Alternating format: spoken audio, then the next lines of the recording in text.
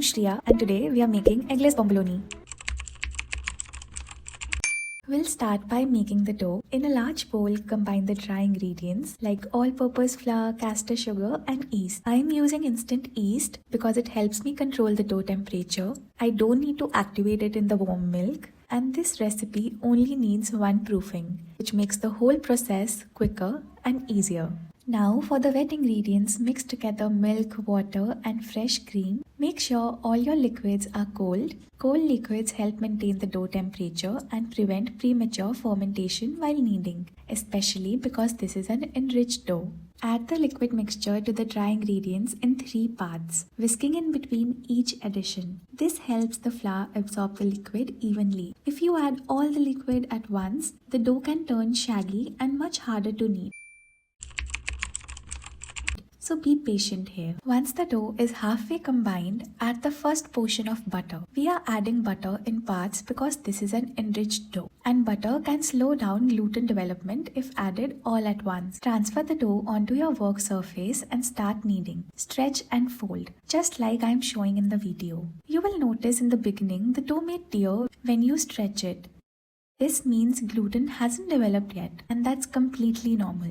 As the dough becomes slightly smoother, add the second addition of butter and continue kneading using the pressure of your palm.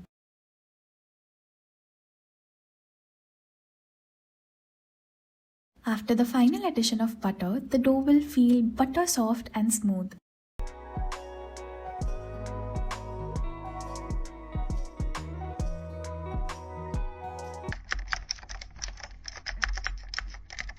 When you stretch it, it won't tear like before. This is your first sign of gluten development. Next, let's do a window pane test. The second sign, gluten has developed. Take a small piece of dough, gently stretch it between your fingers. If it stretches thin enough to see light through without tearing, your gluten structure is ready.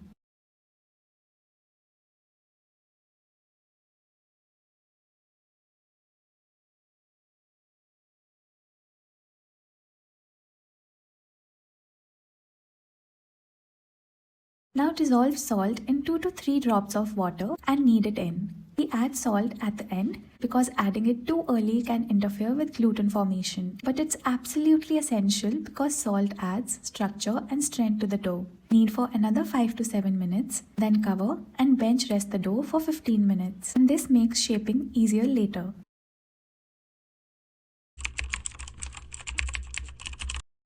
Divide the dough into 7 equal portions, around 45 grams each. Keep all the portions covered so they don't dry out. To shape, flatten one portion and tuck all the edges in. Place it seam side down and use your hand like a cup, gently rotating to seal and smoothen.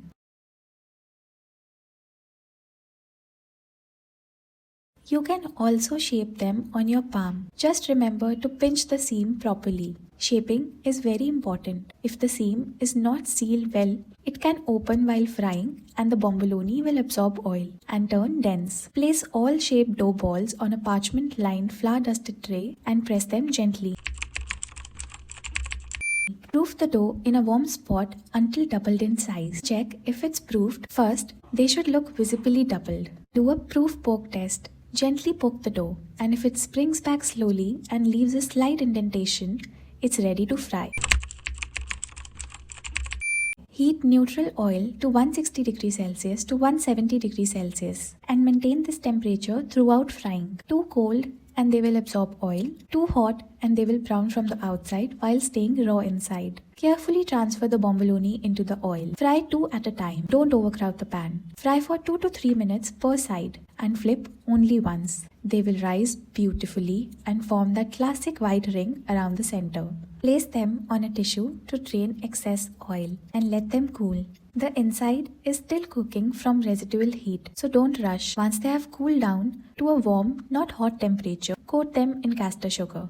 You can also fill them at this stage with any filling you like. And that's it. Super soft, cloud-like bomboloni, ready to eat. If you try this recipe, tell me how it goes down below in the comments. Happy baking!